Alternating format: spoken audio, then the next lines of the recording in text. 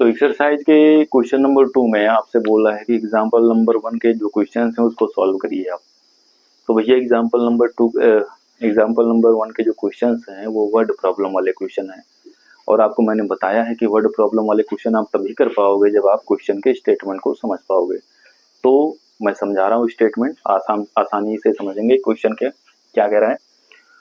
तो कह रहा है कि जॉन एंड जीवंती टुगेदर है 45 marbles, both of them lost 5 marbles each. तो कह रहा है कि जॉन और जीवंती के पास कुल मिलाकर के 45 मार्बल्स थे, है ना। ये पहली कंडीशन है कि जॉन और जीवंती के पास को कितने मार्बल्स थे, 45 मार्बल्स थे। और दोनों ने जो है 5 मार्बल्स खो दिए, दोनों में से प्रत्येक ने 5 मार्बल्स को खो दिया। ठीक है, आगे क्या कह रहा है, and the product of the number of marbles they now have is 124।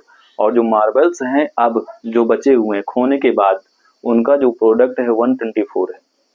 We would like to find out how many marbles they had to start with. तो हमें निकालना होगा कि स्टार्टिंग में कितने मार्बल्स उन दोनों के पास थे। दोनों को मिला करके दिया है लेकिन हर एक के पास कितना था वो नहीं दिया है। तो हमें क्या निकालना है, हर एक के पास कितना मार्बल्स था। ठीक है, बहुत आसान क्वेश्चन है, करेंगे इसको।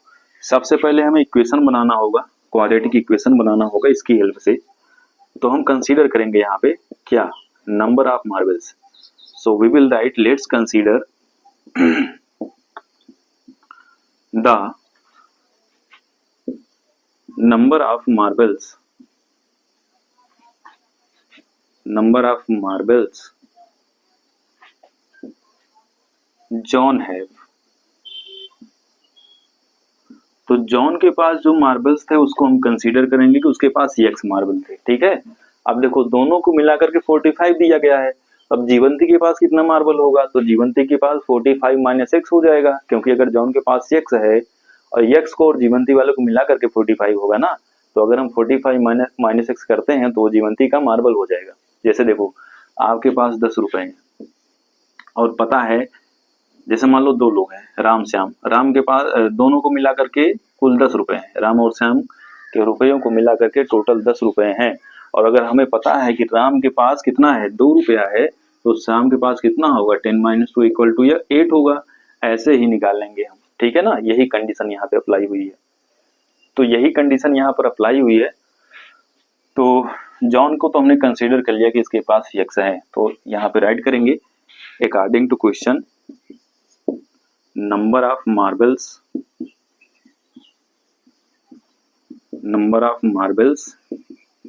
जीवंती है। तो जीवंती के पास कितना मार्बल होगा, 45 माइनस एक्स हो जाएगा। तो ये तो नंबर ऑफ मार्बल्स निकले हैं स्टार्टिंग के, एक्स मान के हमने किया है, और इसी एक्स की वैल्यू हमें निकालनी है ताकि हम दोनों के मार्बल का पता कर पाए कि किसके पास कितना मार्बल था। ठीक है, अब देखो, ठीक है, अब बोल रहा है कि दोनों ने 5 मार्बल्स खो दिए। तो यहाँ पे आप राइट करेंगे after losing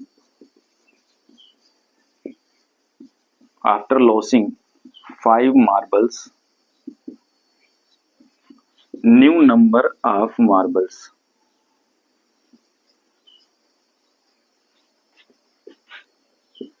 new number of marbles of John. तो जॉन के पास कितना मार्बल बचेगा, 5 मार्बल्स अगर वो खो देगा तो एक्स माइनस 5 ही तो बचेगा। और जीवंती के पास क्या बचेगा, ये सारी चीजें रहेंगी। ठीक है, after losing 5 marbles new number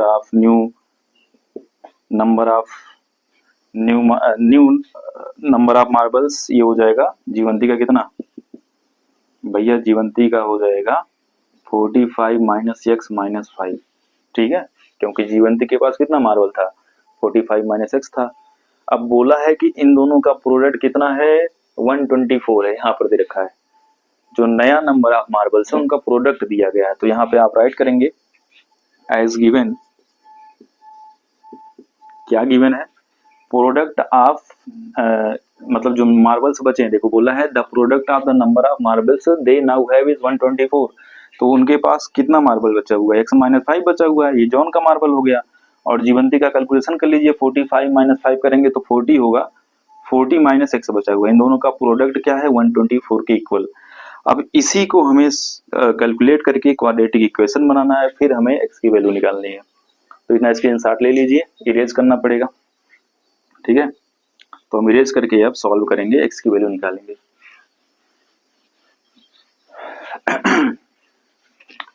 देखिए एग्जाम्पल्स भी इम्पोर्टेंट है, क्योंकि जब बोर्ड में एग्जाम्पल आपसे पूछ लेता है तो आप कहते हो कि सिलेबस से बाहर का आ गया। तो ऐसा नहीं है कि कुछ भी सिलेबस से बाहर का आएगा, सब चीजें आपको पढ़ाई जाती हैं स्कूल में भी, ठीक है। हर एक क्वेश्चन करवाते हैं टीचर्स, तो उसका ये मतलब नहीं है कि सिलेबस से बाहर आ गया। वो सिलेबस कवर करवाते हैं, क्वेश्चंस करवाते हैं, हाँ उस प्रकार का क्वेश्चन आपसे बोर्ड में अलग पूछ लेता है, वो अलग की बात है। डिक्टो क्वेश्चन नहीं आता, ये भी अलग की बात है। तो एग्जाम्पल्स पूछ लेता है कभी कभी, ठीक है। देखिए इसको सॉल्व करेंगे तो ये होगा, यहाँ पर देखो डिस्ट्रीब्यूशन मेथड अप्लाई कर दो। x का मल्टीप्लाई 40 के साथ करेंगे तो 40x होगा, x का मल्टीप्लाई -x के साथ करेंगे तो -x² होगा, -5 का मल्टीप्लाई 40 के साथ करेंगे तो -200 हो जाएगा, क्योंकि 4 5 20 होगा, और -5 का मल्टीप्लाई -x के साथ करेंगे तो +5x हो जाएगा, इक्वल टू 124 हो जाएगा। आसान हो गया, कैलकुलेशन कर लेंगे, लाइक टर्म को देखेंगे, लाइक टर्म क्या क्या है इसमें, उसके बाद हम क्वेश्चन को सॉल्व कर देंगे, ठीक है। देखिए x² तो अकेले है, छोड़ दो वैसे, 40x + 5x ऐड होकर के 45x हो जाएंगे, और ये -200 है, इक्वल टू 124 है। अब क्या करना है, थोड़ा सा कैलकुलेशन और कर लो, सबको लेके चले जाओ राइट हैंड साइड में, क्योंकि हमें x² पॉजिटिव चाहिए। यहाँ पर भी ये सॉल्व हो सकता है, ऐसी बात नहीं है, लेकिन हम ट्रांसफर कर दे रहे हैं, थोड़ा सा आसान हो जाएगा। सबको उधर भेजेंगे तो क्या होगा, ये x² होगा, -45x होगा, और ये हो जाएगा +200 + 124 इक्वल टू 0, क्योंकि लेफ्ट हैंड साइड में 0 बचेगा तो उसको हमने इक्वल टू 0 कर दिया, ठीक है ना, एक ही बात है।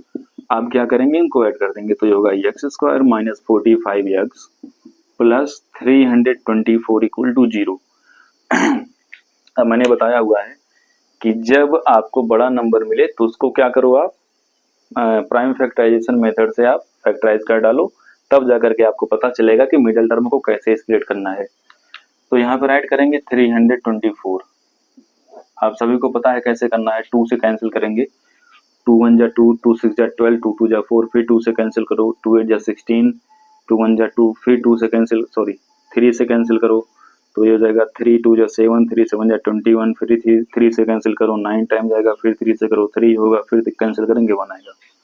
तो इस प्रकार से आपका प्राइम फैक्टराइजेशन हो चुका है। अब यहीं पर आपको फैक्टर्स के पेयर बनाने हैं, ताकि ऐड करने पे हमें -45x मिल जाए। तो देखो कैसे मिलेगा, देखो 2 2 जा 4, 3 जा 12, 3 3 जा 9, 3 जा 27, तो 27 और 12 को अगर हम ऐड या फिर सब्ट्रैक्ट करते हैं तो हमें 45 नहीं मिलने वाला है, छोड़ो इसको, आगे देखो 2 2 जा 4, 3 जा 12, 3 जा 36, 36 हो गया, 3 3 जा 9 +9, तो 36 और 9 को ऐड कर देने पे आपको 45 बड़े आराम से मिल जाएगा। तो यही होगा मिडल टर्म। तो इसको आप राइट करेंगे x² - 36x - 9x + 324 equal to 0। इन दोनों में क्या कॉमन है, x कॉमन है, तो x को बाहर करेंगे, अंदर बचेगा x - 36 - 9, यहाँ पर उसी प्रकार होगा, x - 36 ही बचेगा, इक्वल टू 0 आएगा, और यहाँ से x - 36 होगा कॉमन, और यहाँ पर बचेगा x - 9 इक्वल टू 0। तो चीजें आ चुकी हैं, अब हमें कुछ नहीं करना है, बस 0 को इक्वल करके निकाल लेनी है वैल्यू। तो यहाँ पे आप राइट करेंगे लेट x - 36 इक्वल टू 0, तो यहाँ से x इक्वल टू 36 मिलेगा, और दोबारा आप जब कंसीडर करोगे लेट x - 9 इक्वल टू 0, तो यहाँ से x इक्वल टू 9 मिल जाएगा, ठीक है। अब इन दोनों में से कौन सी वैल्यू लेनी है x की, आप कोई भी ले सकते हो, इसको भी ले सकते हो, इसको भी ले सकते हो, दोनों कंडीशन को सेटिस्फाई करेंगी। कैसे करेंगे, देखो जब x की वैल्यू 36 लोगे, क्योंकि बोला था दोनों के पास 45 मार्बल्स हैं, अगर x के पास 36 है, मतलब जॉन के पास 36 है, तो जीवंती के पास कितना होगा, 45 - 36 करने पे 9 मिलेगा, तो 36 और 9 को ऐड कर देने 45 हो जाएगा। और अगर आप 9 ले रहे हो, तो 9 ले रहे हो तो ये हो जाएगा 9 जॉन का मार्बल्स हो जाएगा, और 45 - 9 करने पे 36 मिलेगा, जीवंती का हो जाएगा, तो इन दोनों में से कोई भी मार्बल्स हो सकता है जॉन और जीवंती के पास। हमने अलग अलग वैल्यू निकालनी थी, वो आ चुकी है 36 और 9, ठीक है ना, यही आपका आंसर होगा। तो ये एग्जाम्पल नंबर 1 का पहले क्वेश्चन का सोल्यूशन था, दूसरे का भी हम करने जा रहे हैं। तो देखिए एग्जाम्पल नंबर 1 का दूसरा क्वेश्चन है। क्वेश्चन दिख रहा होगा कि बहुत कॉम्प्लिकेटेड है लेकिन बहुत ही आसान है भैया। मैंने बताया हुआ कि आपको समझना क्या है, आपको समझना है कि स्टेटमेंट का मतलब क्या है। स्टेटमेंट का मीनिंग समझने के बाद आप क्वेश्चन को बड़े आराम से कर ले जाओगे। तो सबसे पहले स्टेटमेंट को समझते हैं क्या बोल रहा है। कह रहा है कि ये cottage industry produces a certain number of toys. Cottage industry का मतलब खिलौना बनाने वाली कोई कंपनी है, इंडस्ट्री है। तो सर्टेन नंबर ऑफ टॉयज को एक दिन में प्रोड्यूस करती है, मतलब एक दिन में कुछ निश्चित खिलौनों को बनाती है। The cost of each toy was found to be 55 minus in the number of toys produced। तो खिलौना बनाती है एक दिन में, वो तो निश्चित है, लेकिन हर एक खिलौने के प्रोडक्शन का जो कॉस्ट है वो कितना है, वो दे रखा है कि टोटल जितने खिलौने बनाए जाते हैं उनमें से अगर हम 55 माइनस कर दें तो वो एक खिलौने का कॉस्ट निकल जाएगा। ठीक है, जितने खिलौने कंपनी में बन रहे हैं अगर उसमें से हम 55 माइनस कर दें तो एक खिलौने के प्रोडक्शन का कॉस्ट निकल जाएगा, मतलब उसको बनाने में उतना पैसा लगेगा। आगे कह रहा है on a particular day the total cost of production was ₹750। किसी विशेष दिन पर जो है ये देखा गया कि टोटल नंबर ऑफ कॉस्ट जो है खिलौनों का वो ₹750 है। We would like to find out the number of toys produced on that day. तो हमें निकालना है कि उस दिन कितने खिलौने बनाए गए थे। ठीक है ना, कितने खिलौने बनाए गए थे जिनका टोटल कॉस्ट ऑफ प्रोडक्शन 750 है। तो सबसे पहले हमें यहाँ पे कंसीडर करना पड़ेगा, और कंसीडर हम क्या करेंगे, जो हमें निकालना होता है। आप हमेशा देखे हो जो चीजें हमें निकालनी होती है उसी को मानते हैं हम, कुछ वेरिएबल मानते हैं, उसी के हिसाब से आंसर आता है। तो यहाँ पर भी वही करना है आपको। क्वेश्चन में आपको निकालना है कि टोटल नंबर ऑफ टॉयज, तो आप कंसीडर करोगे, let's consider the total number of toys equal to x. देखिए यहाँ पे आप राइट करेंगे, देखिए स्टेटमेंट तो आपको समझ में आया होगा, हम स्टेटमेंट की हेल्प से इक्वेशन बनाते हैं तब क्वेश्चन को इरेज करेंगे। तो यहाँ पे आप राइट करेंगे let's consider the total number of toys equal to x. ठीक है ना, कि मतलब उस दिन जो है किसी विशेष दिन एक्स खिलौने बनाए गए थे, टोटल नंबर उनका एक्स था। अब यहाँ पे आप राइट करेंगे according to question cost of production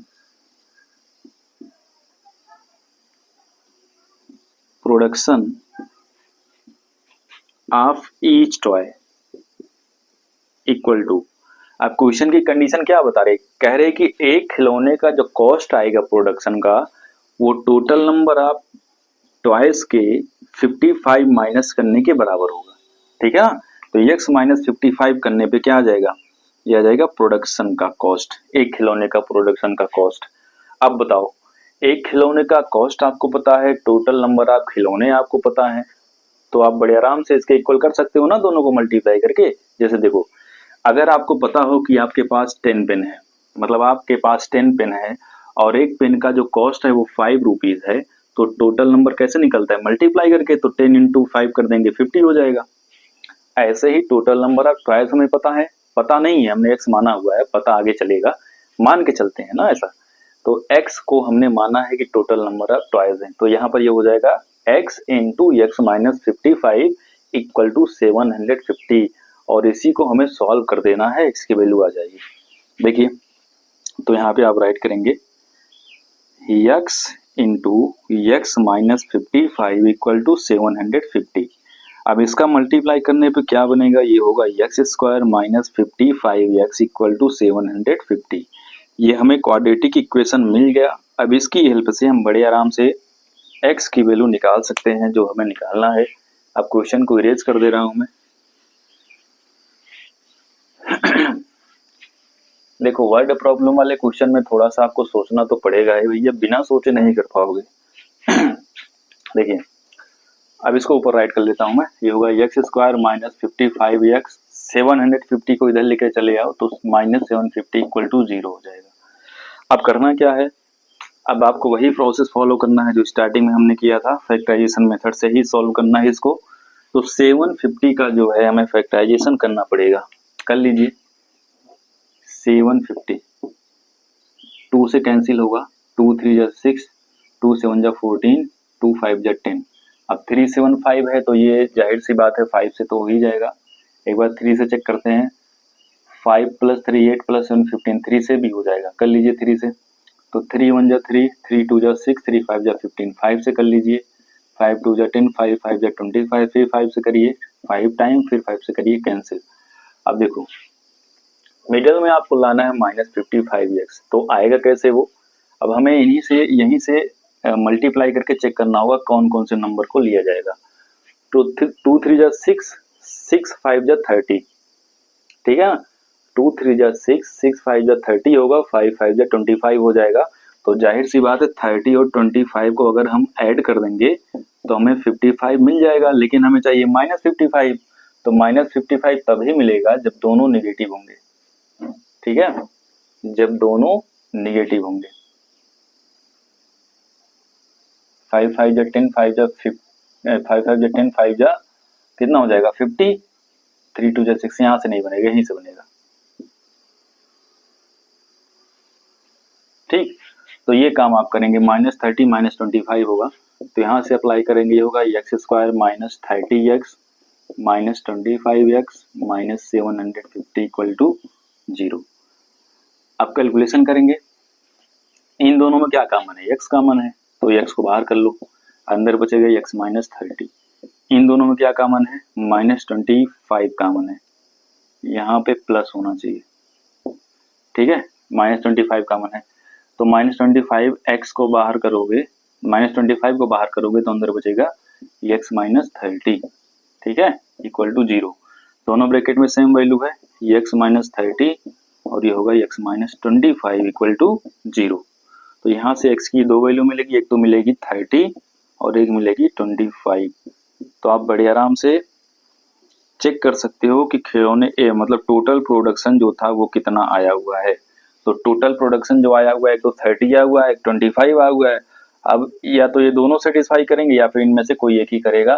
तो हम चेक कर लेते हैं कौन सेटिस्फाई करेगा। देखो अगर हम 30 को लेके चलते हैं तो ये तो टोटल नंबर ऑफ खिलौने हो जाएंगे, और बोला क्या है, जो कॉस्ट निकल के आया है, जो कॉस्ट है खिलौने का वो x -55 करके है, तो x -55 करने पे -225 बचेगा, तो ये तो नहीं अप्लाई होगा। फिर 25 देखेंगे, अगर यहाँ पे 25 कर देते हैं, हाँ ठीक है, हो जाएगा। इन दोनों में से कोई भी आंसर हो सकता है आपका, या तो 30 या तो 25। बात समझ में आई, दोनों सेटिस्फाई करेंगे। तो ये था एग्जाम्पल नंबर 1 का भी सोल्यूशन।